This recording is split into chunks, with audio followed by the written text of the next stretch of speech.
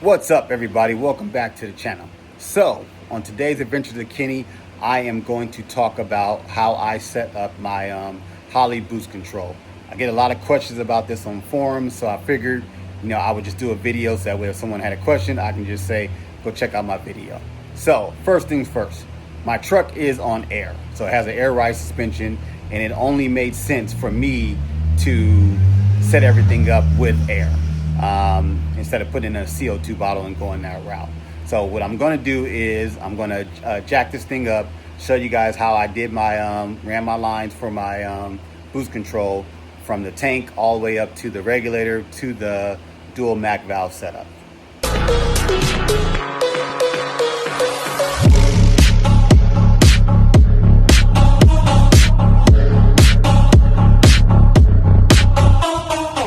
All right, so hopefully this comes up good on camera, but here is my air valve that basically gets turned on from the key ignition.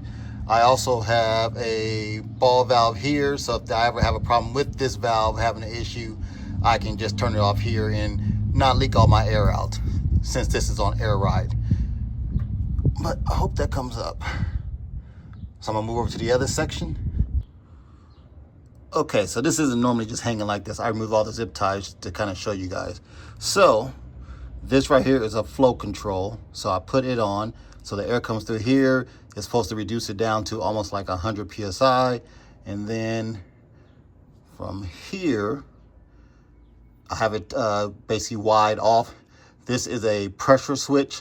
I want to know what the pressure is after this. It's for a gauge that's inside the cab, but it's not hooked up right now. I took it out. So that'll show you part of it. Okay, then from there, it goes up to this regulator.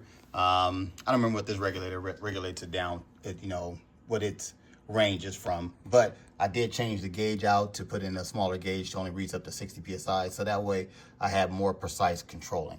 And then I also put another ball valve up here. So that way, if I ever, like I say, ever have an issue, I can just turn it off here or turn it off down there. But if this is all the way aired down, then I can't get underneath there, but I can get here.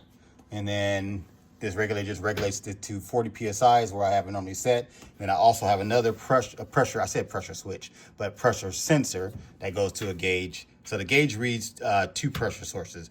So on this one here, it reads the after the regulator. So that way I know I got 100 PSI coming in and I know I got 40 coming out, instead of me having to pop the hood and come over here and look. Then I guess you would say the last piece of the puzzle is I'm on a dual MAC valve setup. So one is a fill and one is a release. So that's pretty much how it's set up with the Holley. And then I'm gonna put this thing back on the ground and then just kind of show you guys how that is set up. Okay, so hopefully the sun don't hit too hard. So this is where my dome pressure sensor is. I have it right on top of one of the wastegates. And then from the dual boost solenoids, I have it plumbed to the top on one wastegate. And then it is plumbed to the top of the other wastegate. And that should pretty much give you the overview on how to set up your boost control. And it's just, for me, it's just teed or wide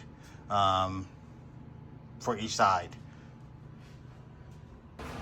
Okay, so one last thing before I show you guys my settings on my laptop. I'm gonna show you guys a quick little clip of me testing out the quick spool feature. So check that out, and then from there I'll go straight into talking about how I did it on my laptop.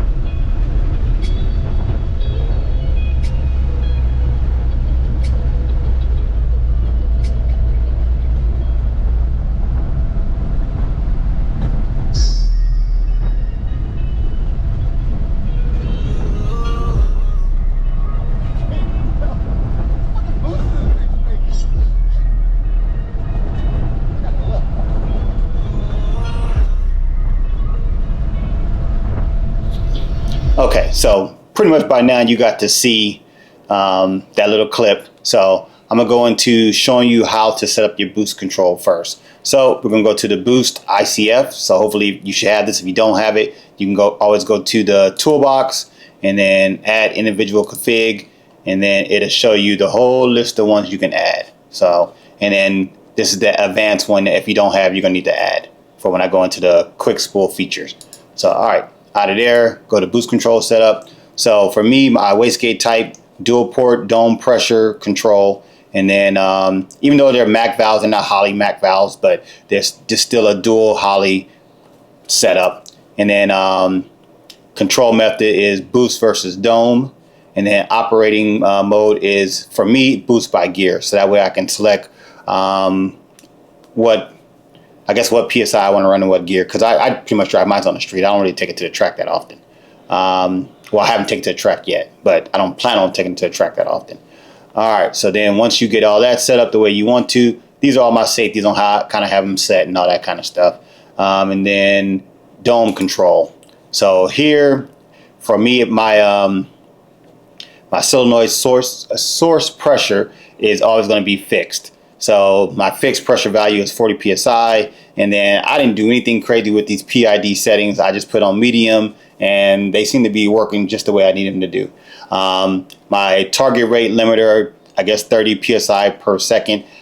I haven't messed with this. It's just what it is. I'm not really even sure what it does, but I haven't needed to try to figure out anything, so I've been leaving things the way they are. And then my dome pressure input is my dome pressure switch. All right, so let me go into that. Let me see. Okay, I don't know where that one's at, so give me a second. Okay, so for my dome pressure, my sensor is a 5-volt sensor.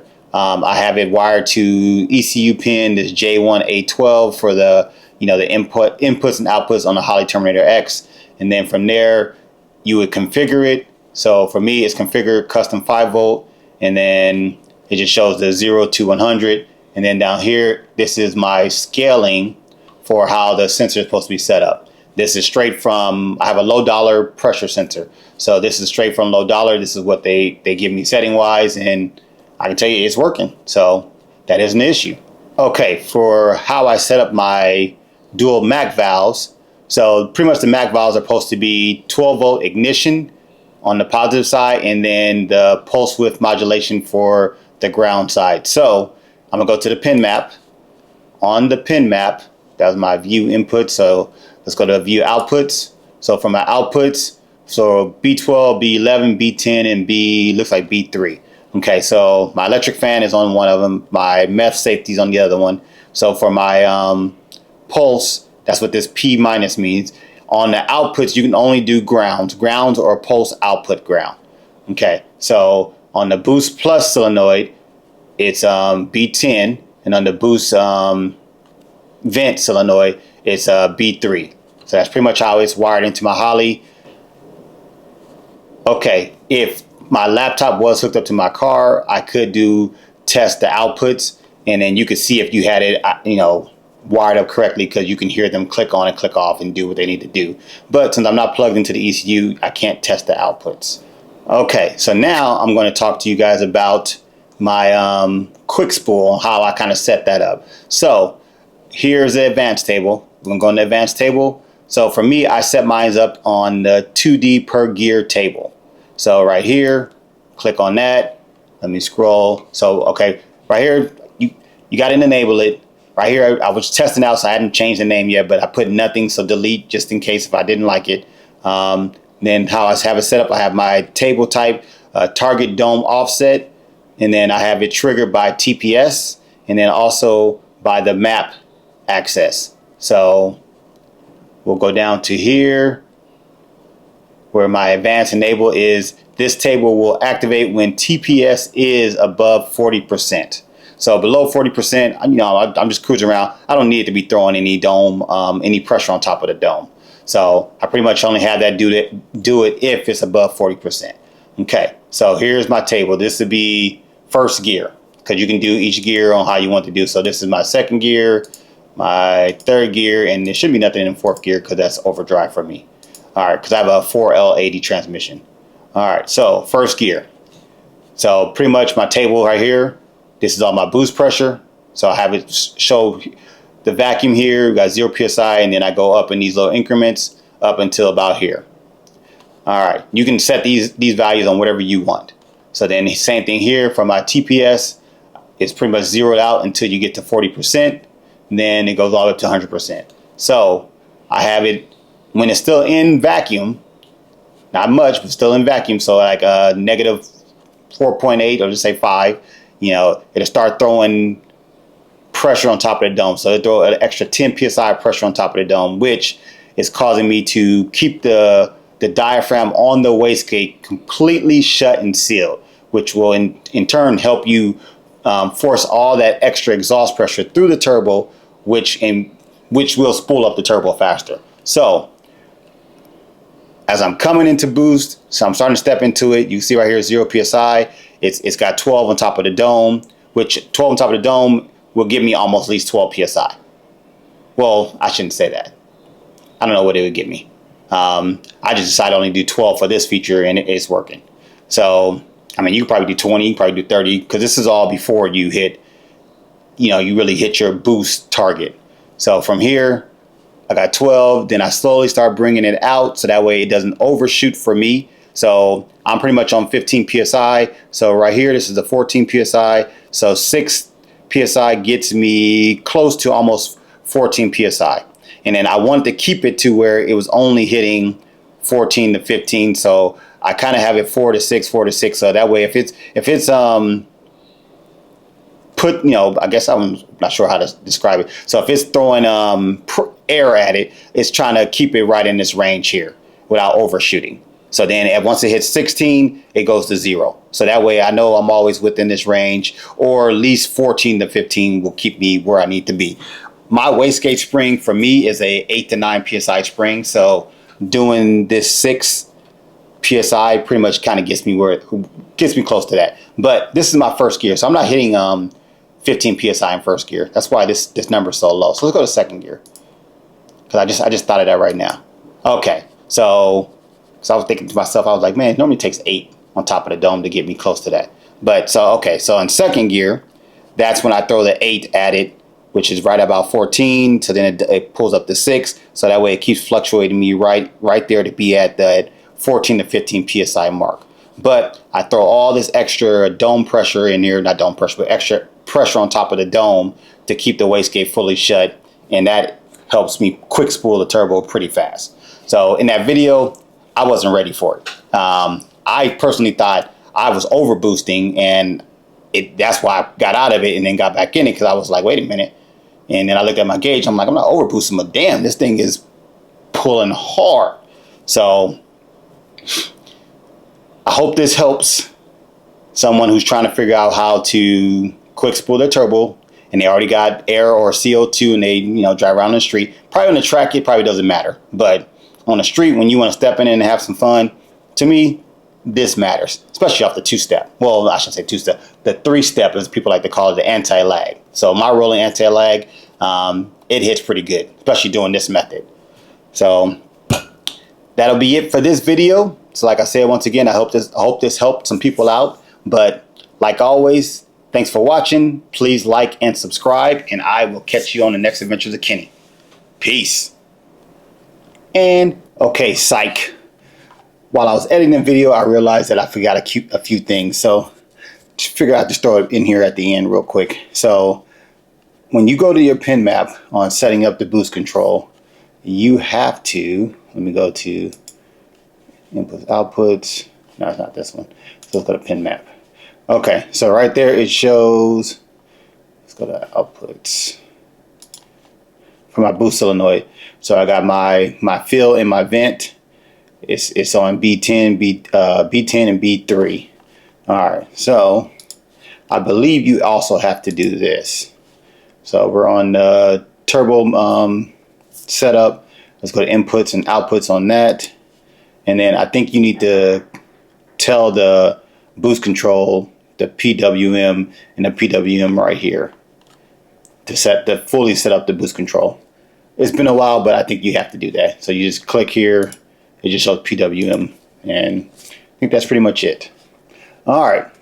Other thing I want to do is show you guys the quick spool. All right, so this is that hit of me, testing the quick spool for the first time. So it kind of shocked me. So that's why I kind of let off and then got back in it. But I never fully stepped in it and stayed in it. All right, so I'm gonna make this simple. This purple here is the TPS. This little light purple here is the dome pressure. The red is the RPM. The green is my my actual boost PSI, and then this right here is my speed. All right, so right here is when I step into it, full TPS, bam. Okay, right when I step into it, it's at 3,700. This whole pull was in second gear. I just put it in second gear and made a pull. I'm about almost at 40 miles per hour, 100% on the TPS. I'm already about 1.8 PSI, and then it's commanding about 6 PSI on the dome right there. All right, so then what I want to kind of show you is this pull starts at 578 with me still kind of letting out, right? Let's say right here, we're at little over 1.5 maybe to 2 seconds, by the time it's hitting full boost, and that's me letting out because it shocked the shit out of me. All right, so let's get back into this then. Okay, so right here we got 100% TPS. I'm at about 2.5 on the boost. It's commanding 14. So we're starting to spool up right here with me getting to, let's go almost another second. So about another second, it's starting to taper down. I'm at 6 PSI. Dome is calling for 11. About 90%, 94% on the TPS at about 4,500 and about almost at 50 miles per hour. Then let's go to the whole next full second. Next full second, this is me sitting at 70% on the TPS. At about almost 14 PSI. What is this right? Oh, this is my speed. So I was breaking up a little bit as it was coming. That's why it gets a little wavy. But right here, my dome pressure is starting to command 8 PSI, which is leveling me off right about should be leveling me off right about almost 15 PSI. But I let out, so that's kind of where it stops. I'm at 5,500 right there, 67 miles per hour. So then I get out of it, and then right here, I hesitate, I guess, about stepping into it, but then I step into it. So let's go right here, but I don't step into it crazy. I'm only at 70% on the TPS. We're starting to, spool real hard again. Because it's still, let me see, where's it throwing at? It's throwing in the dome. Nope, it's not throwing crazy dome pressure. So this one really doesn't even matter. It's just me stepping in it, stepped out of it, stepped back in it because I was a little shocked. And then it got up to 15 PSI. And that was pretty much that run. Let's go into the boost table. Let's see what it shows on here. So you can kind of see the dome pressure and the ramp. So let's just say, so right here is where I fully step in it, and it starts to throw the pressure on top of the dome. So you got 100% there, and I'm gonna say that's about 577.75, and then let's say cancel. Let's say right here, pretty much where it hits its peak, and I'm gonna say probably about the same. So about 2 seconds. Like I said, that's what me letting out. I haven't really tried it since. I mean, a little bit here and there, but nothing crazy to do a full pass in it to try to see what it would do. Mainly because Dino's is around the corner, and I don't want to mess anything up or have any problems before I try to take it to Dino's, because this year I want to drive it to Dino's. Dino's is about 60 to 70 miles away from my house, so I want to make that drive with no problem. Right now everything's running good, so I'm going to leave it that way, and after this, I'll probably drop one more video right before Dino's, because Dino's is in 2 weeks. So I'll probably drop one more video before Dino's, and you know, just keep you guys posted. But if you guys see me there, or you see the truck, you recognize me, whatever, say what's up, especially if you're local. You know, I always feel us local guys should support local guys, especially in this car community. So, like I said, just get at me. But this is it. And like always, thanks for watching. Please like and subscribe. And I hope this helps someone understand the whole, how I set up my quick spool. I'm learning the Terminator X as I go. I watch videos on YouTube, probably the same as a lot of you guys. And, you know, a lot of people don't really show what they do. You know, I'm gonna try to show you what I do, and, you know, and really show you on the street, and then show you on the laptop, you know, kind of what it did for me. So hopefully these, you know, showing you this helps somebody. Other than that, like always, peace. Thank you all for watching this here video. Please like and subscribe and follow. Much love.